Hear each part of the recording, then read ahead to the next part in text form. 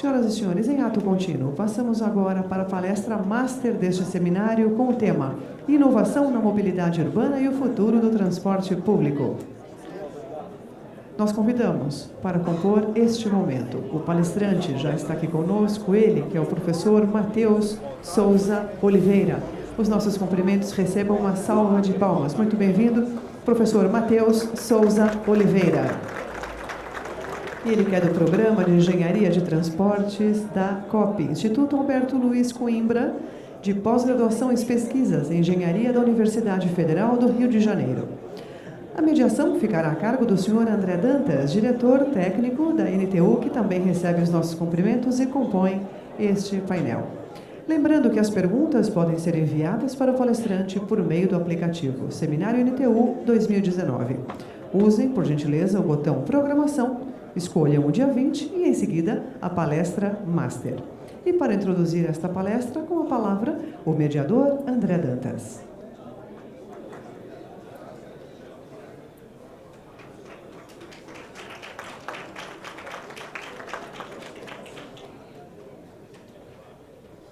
É dada como certa a presença do senhor André Dantas, ele já está a caminho.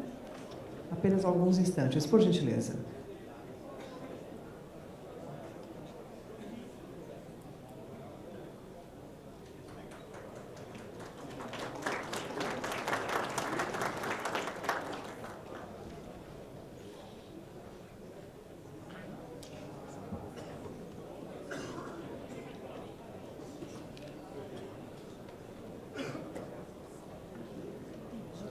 Boa tarde. Houve um desencontro de orientações. Satisfação estar aqui com vocês. Gostaria de agradecer ao professor Matheus para falar hoje sobre um assunto tão interessante. Eu conheci o professor Matheus há alguns anos atrás, numa visita à Universidade Federal do Rio de Janeiro. A participar de uma banca de qualificação de um grande amigo. Foi uma experiência bem interessante, mas hoje, naquela época, o professor Matheus estava fazendo mestrado, se caminhando para o doutorado, mas alguns anos depois temos aqui o professor Matheus nos brindando com uma apresentação muito interessante. O professor Matheus tem uma história de qualificação que tem um link comigo, que estudamos na Universidade Federal de Minas Gerais, e mestre pela Universidade Federal do Rio de Janeiro, e depois doutor lá no programa conjunto com a MIT, né? Mas o que ele vai falar para a gente traz um grande interesse, porque é um assunto que muitas pessoas falam, mas a um nível superficial. Então, nós esperávamos que ele nos brindasse com uma análise profunda e com um detalhamento de algumas oportunidades, alguns desafios, e principalmente depois dessa sessão tão interessante que foi com o professor Marçal, Dr. Fernando Borges, o Cristóvão. Eu acho que estabeleceu um pano de fundo muito interessante, desafiador, que eu já coloco aqui um ponto para a sua reflexão nisso tudo que nós vivemos, como pensar em algo avançado como Mobility as a Service.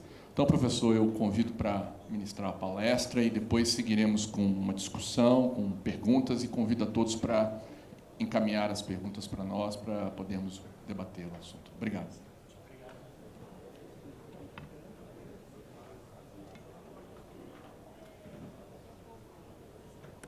Então, boa tarde a todos. André, acho que quando você estava comentando da defesa do Renato, acho que é uma coisa engraçada a gente estar dividindo o palco aqui hoje em dia, porque eu lembro de falar com ele assim, fez algumas críticas, todo o seu estilo bem rigoroso, e fez algumas críticas sobre ele. Eu falei assim, esse cara aqui que é o seu amigo, aí eu falei assim, eu vou dividir o palco com o André, então assim, é muita responsabilidade do meu lado.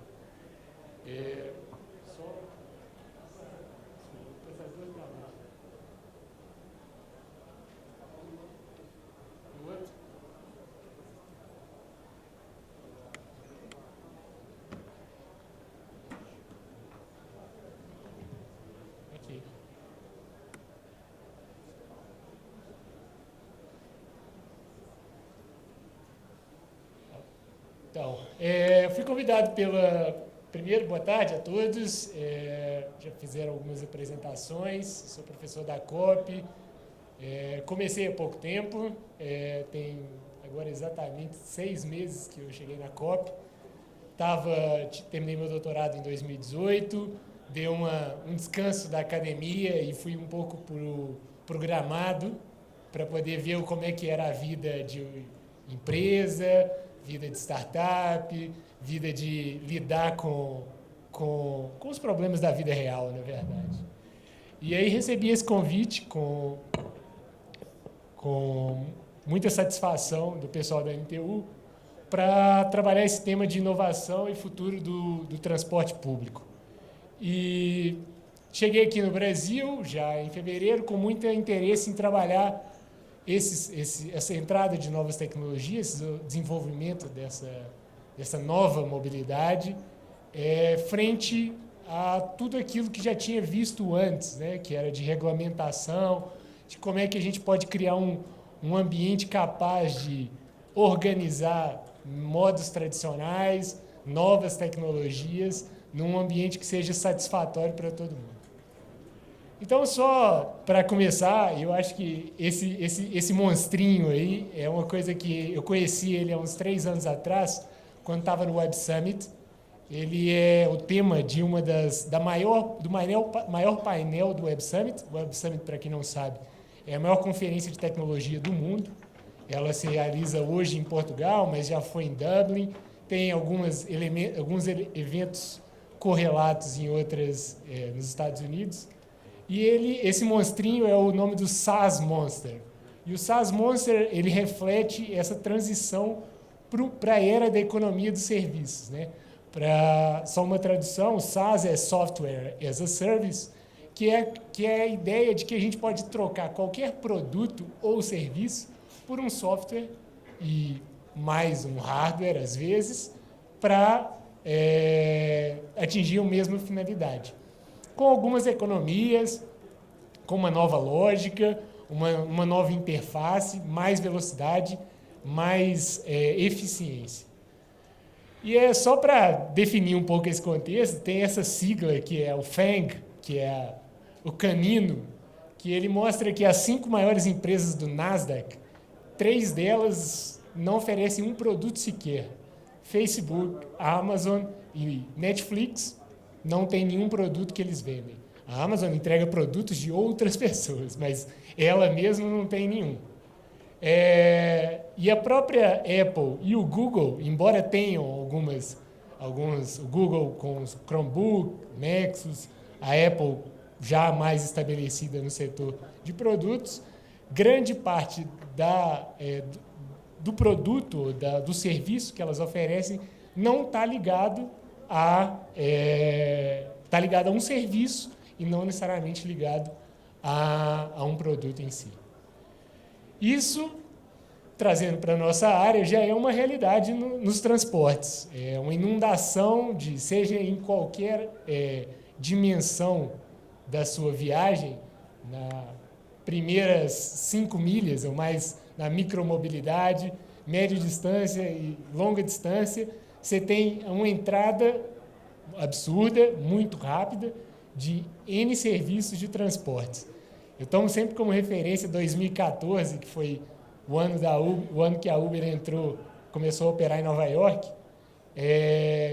Todos, ou a maioria desses serviços, nasceu, se não depois dessa época, em volta desses anos. Ou seja, a gente tem em 5 anos uma explosão de novos operadores e praticamente o cenário que a gente tem hoje, não só aqui no Brasil, mas no mundo inteiro, é que se você tem um pouco de hardware, um pouco de tecnologia e algum modelo de negócio, você consegue entrar e ser um novo operador de transporte facilmente em qualquer cidade. Para a gente que está olhando aqui do lado, e isso olhando para o futuro do transporte público, dos modos tradicionais, isso pode parecer que não, mas são boas notícias. Por quê? Por causa disso. Alguém contou quantos ônibus tem nessa foto? Só voltar. Zero. Tem algumas vans, algumas combis, esse é a linha amarela, um grande eixo viário na cidade do Rio de Janeiro, passam milhares de carros aqui diariamente e não tem nenhum transporte coletivo circulando nessa via. Isso leva à nossa pergunta de quem é o nosso verdadeiro competidor em termos de mobilidade urbana, né? Então, assim, para quem já estava estabelecido, principalmente dos anos ao longo do século XX, a pergunta que fica eu estou vendo toda essa chegada de Uber, patinetes, bicicletas, serviços de entrega, seja ele de comida ou de não comida, de itens quaisquer, sistemas de entrega como o Amazon, que basta apertar um botão, no outro dia tem entregas na porta da sua casa. A pergunta que fica é quem é efetivamente o competidor do sistema tradicional? Olha, esse relatório do Observatório da Mobilidade, e esse é um pouco mais antigo, 2014, mostra a evolução da taxa de motorização na cidade, todas as capitais do Brasil. E, assim, isso acho que não é novidade para ninguém, na verdade. De tudo isso, esse é o que eu menos espero ter uma abordagem inovadora aqui nessa apresentação de hoje. Mas serve para mostrar que, se eu estou olhando, se eu estou sentindo o meu calo apertando, se eu estou sentindo alguma coisa acontecendo, o mundo está mudando, esse mundo, a água já está esquentando já tem um tempo. O sapo, é aquela história do sapo que se você coloca ele dentro de uma bacia de água quente, ele pula fora. Mas se você esquenta ele vai esquentando a água com ele lá dentro, ele vai morrer cozido. A questão é que eu estou sentindo agora porque essas empresas entraram com uma grande capacidade, de uma forma muito rápida. Mas, em termos de competição, em termos de espaço de mercado, essa história já é bem antiga e, quem sabe, a gente não estava um pouco acomodado com todo esse ambiente que parecia que não era tão ameaçador. Uma questão é a seguinte, é que, também não dá para desconsiderar o poder desses novos entrantes. Aquele gráfico ali, ele mostra o número de viagens em micromobilidade partilhada nos Estados Unidos, na série histórica de 2010 a 2018. O interessante é que mais ou menos na mesma trajetória da taxa de motorização, os sistemas de bicicleta partilhada começam a crescer de uma forma tranquila, nos primeiros 2014 a 2010 a 2017, os primeiros 7 anos, e de repente vem tipo um boom, aquele amarelo ali, que são as patinetes, que elas de repente dobram todo o número de viagens em micromobilidade nas cidades americanas. Isso em um ano. Isso são dados de 2018. Provavelmente, com a expansão desses sistemas, indo para mais cidades, se tornando talvez mais acessíveis, fazendo sistemas de integração com outros modos de transporte, quem sabe esse salto vai ser ainda maior esse ano. Bom, então, competição. Então, o assunto aqui é de competição ou de colaboração? Uma coisa que eu brinco que em outra vida que eu brinco é na graduação. Na graduação eu trabalhava muito com economia da inovação, ciência e tecnologia. E esse termo é uma coisa, essa ideia de competition, que é uma mistura entre cooperation e competition, talvez seja esse cenário híbrido onde a gente quer estar. Porque a gente consegue tanto ter uma estrutura que incentive a nossa produtividade, quanto a gente consiga trabalhar as interações entre os diversos modos de transporte de uma forma mais eficiente.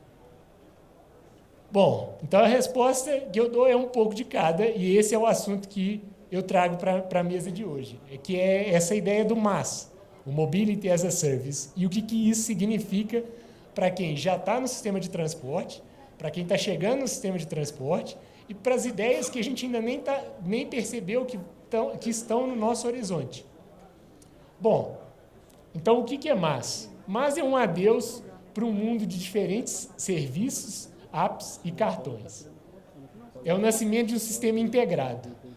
E aí, eu já estou me vendo falar, e parece uma daquelas campanhas, assim, o nascimento de uma coisa toda nova, uma revolução. O MaaS, superficialmente, ele pode parecer uma coisa muito só uma embalagem, só um involucro de uma coisa que a gente já estava falando há um bom tempo, que era integração, formas de organizar os sistemas de transporte de uma forma racionalmente. Mas a questão é que o MaaS, o que ele faz? Ele habita duas dimensões. A primeira é a construção de um serviço, uma plataforma de agregação e racionalização da operação do serviço. Mais ou menos da forma como que o sistema, as secretarias de transportes, os editais de licitação usam para organizar, esse é espaço do ônibus, esse é espaço do metrô, esse é espaço do trem, esse é espaço do táxi, e tenta separar cada um no seu ambiente. O sistema MaaS ele tenta fazer isso e integrar os diversos sistemas de uma forma dinâmica. E o que é uma forma dinâmica? Eu uso um exemplo que é matemático para ilustrar um bocado sobre isso. Você tem que pensar que com um operador, eu não preciso me integrar com ninguém. 2 operadores requer um link. 3 operadores, 3 links. 4 operadores, essa progressão começa a se tornar geométrica. Ou seja, como é que eu vou, se eu já demoro alguns anos para poder fazer a integração entre ônibus e metrô, como é que eu vou integrar com serviços que começam a aparecer e desaparecer rapidamente na cidade?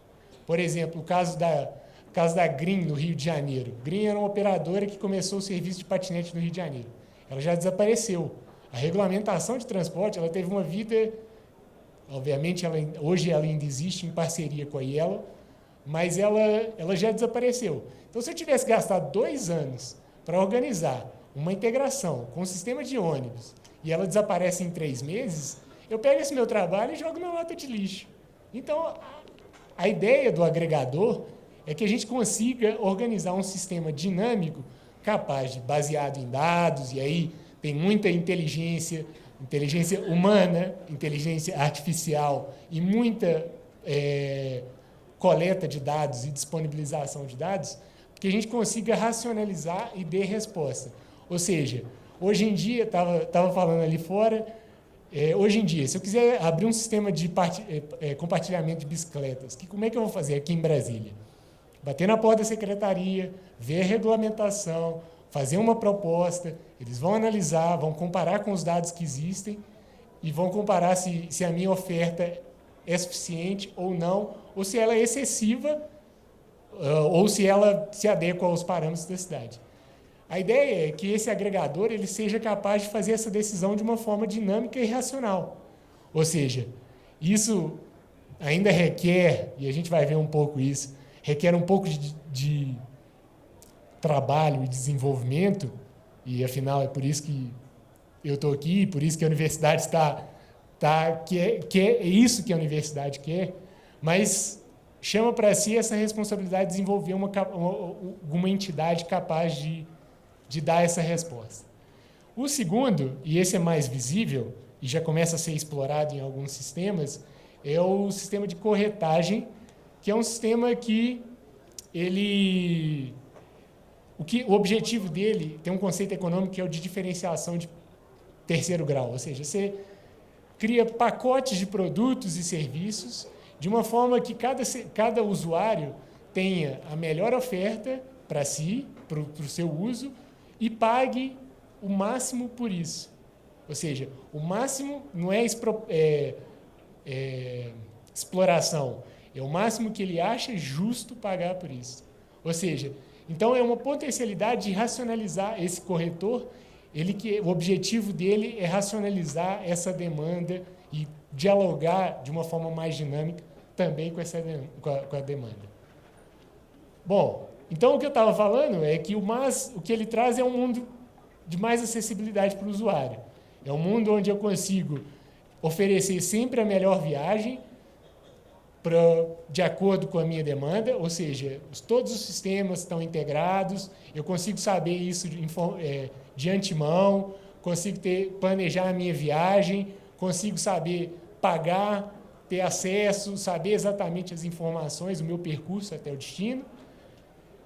Mas, do outro lado, ele também prega a ideia de ser mais eficiente para os operadores. E é uma coisa interessante olhar para o sistema de transporte clássico, né, o sistema tradicional por ônibus. A gente tem frequências, e a gente tem tem frequências que o próprio operador sabe que não são eficientes. Você vai botar um ônibus para rodar e vai estar vazio. E por quê? Isso aí podia funcionar numa época onde a gente não tinha muita informação, não tinha um mecanismo de diálogo entre o usuário no ponto e o operador lá na central de operação, ou a Uber gere a sua frota do Silicon Valley, por exemplo. Na verdade, não, porque tem gestores locais, mas, em princípio, poderia acontecer isso. Então, a ideia é você tentar racionalizar essa oferta de transporte também. E, acima de tudo, é criar essa relação financeiramente eficiente para ambos. O que eu estava falando sobre esses pacotes de mobilidade é que esse é o caso da WIN, que é uma experiência desenvolvida em Helsinki, em termos de mobilidade as a service. E o que eles fazem é, olha, mais ou menos como hoje a gente tem com o sistema de telefonia digital, telefonia móvel, a gente poderia ter pacotes de serviços de acordo com o meu interesse. Então, por exemplo, se eu sou uma pessoa que uso só transporte público e preciso raramente de algumas viagens de transporte privado, táxi ou Uber, no caso, eu tenho um pacote light, por exemplo. Isso funciona nos bancos. Os bancos têm uma diferenciação interessante, né? O sistema de telefonia, embora tenha algumas críticas e até tenha algum receio de que o MAS pode um dia levar a gente para esse cenário que não é tão ideal quanto eu imagino, mas ele tem... E o mais interessante é pensar que, a partir dessa relação financeira, eu posso criar mais eficiência para o meu sistema. Então, assim, a ideia é que se eu sei de antemão que eu tenho um grande número de utilizadores interessados em sistemas de viagens de táxi, de sistema pessoal, eu posso chegar e negociar com a associação de taxistas e falar assim, olha, faz um preço mais barato porque minha demanda nisso é alta e eu vou cumprir essa demanda. Na verdade, eu vou te pagar essa demanda, independente se você se usar ou não, porque o meu usuário já comprometeu isso também comigo. Então, a ideia é que isso cria essas duas dimensões, o agregador e o corretor, eles criam uma dimensão mais dinâmica para o transporte público, seja em termos de transporte, para o sistema de transporte de uma forma geral, seja ele na dimensão através de pagamento, na parte de pagamentos ou na parte de gestão, né, da frota. Aí a pergunta que vale R$1 milhão, né? É como? E eu acho que isso é uma das coisas que, até então, isso já existe, isso é a literatura internacional. O como, existe também um ambiente onde existem as funcionalidades que podem permutar e podem suportar o desenvolvimento do MAS.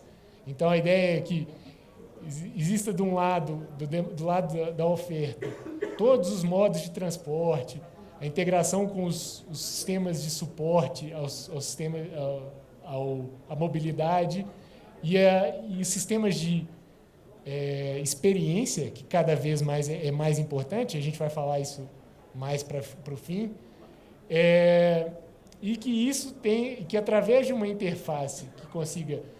E aí, isso, na verdade, é muita experimentação, é muito daquilo que está assim... Olha, vamos ver o impacto que tem um sistema de planejamento, um sistema de informação, um sistema de reserva, um sistema de pagamento, de coletagem e fiscalização da tarifa, de uma relação de coleta de dados com o usuário.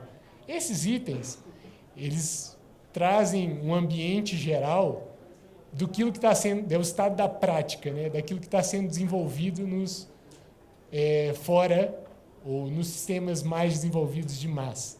Mas, para além desses fatores, existem vários outros, e isso é muito navegar em águas rasas, porque a gente já viu, as experiências lá de fora mostram que esse sistema só, esses itens, essa checklist, se eu tiver um sistema, um planejador multimodal, informação em tempo real, sistema de reserva, cumprir o check de todas elas, eu não tenho um sistema massa.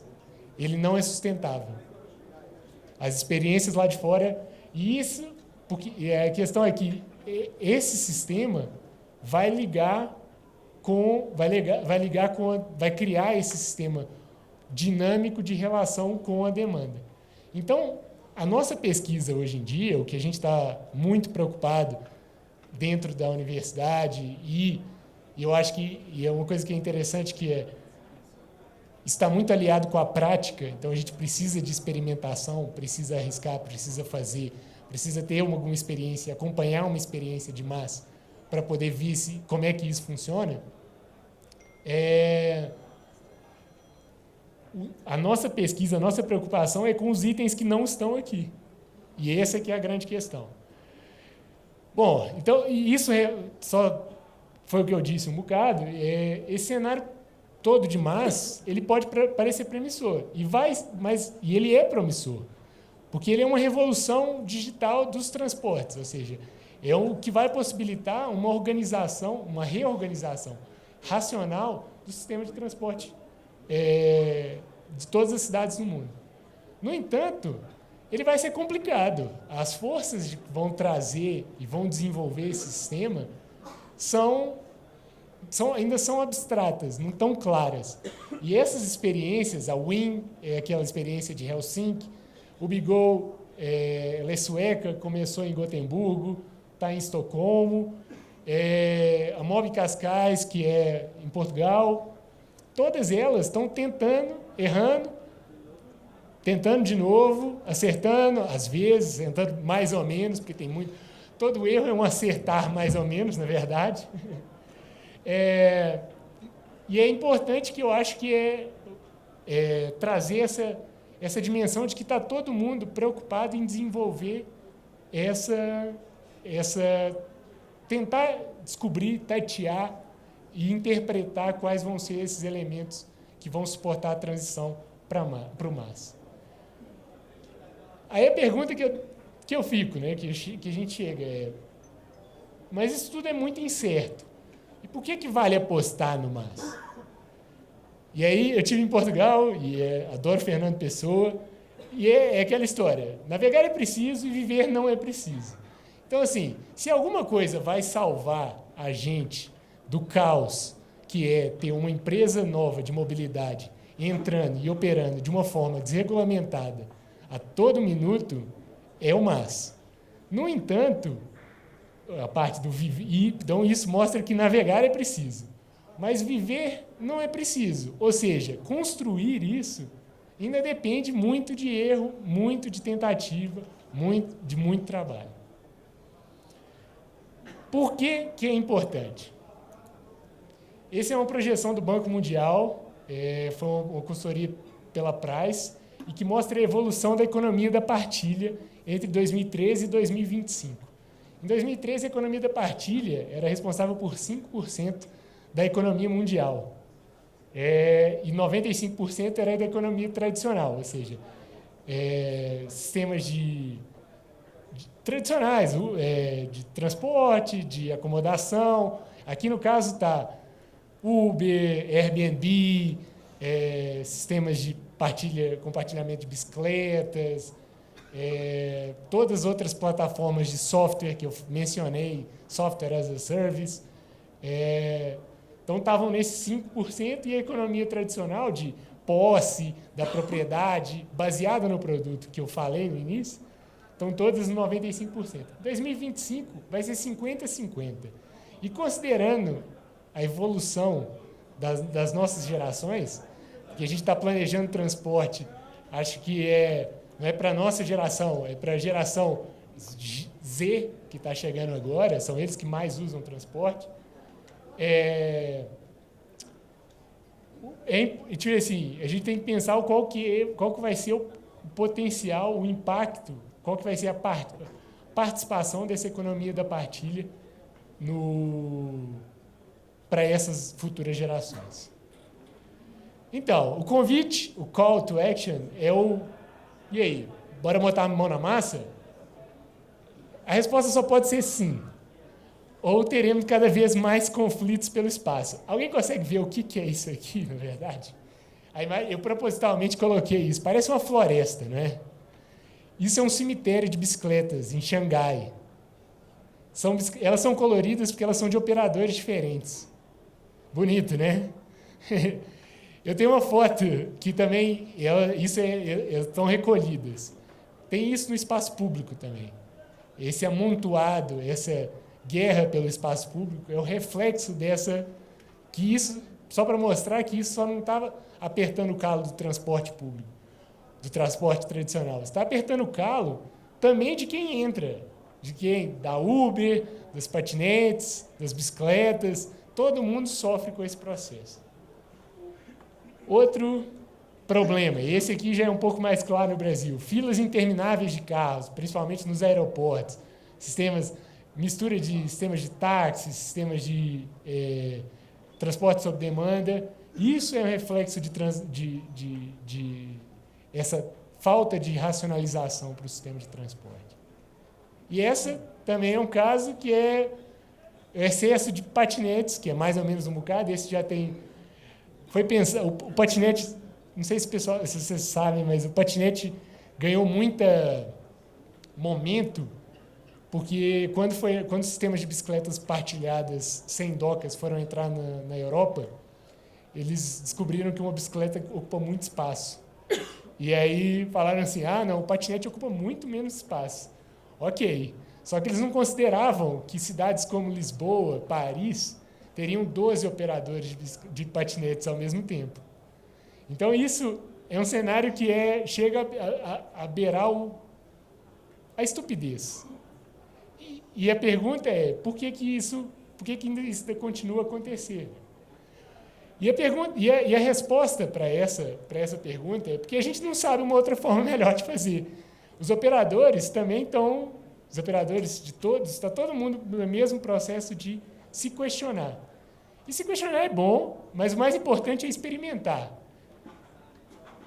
E aí, no nosso caso, trazendo para o nosso lado aqui, trazendo para a experiência... Porque quando eu cheguei aqui para ser professor, e olhei para todo esse cenário de novas tecnologias, eu falei assim, olha, isso pode ter uma realidade muito maluca para a Europa. Mas o Brasil já teve um processo de entrada, de desregulamentação de transportes nos anos 90. O processo de entrada dos alternativos, no início, foi muito nesse sentido.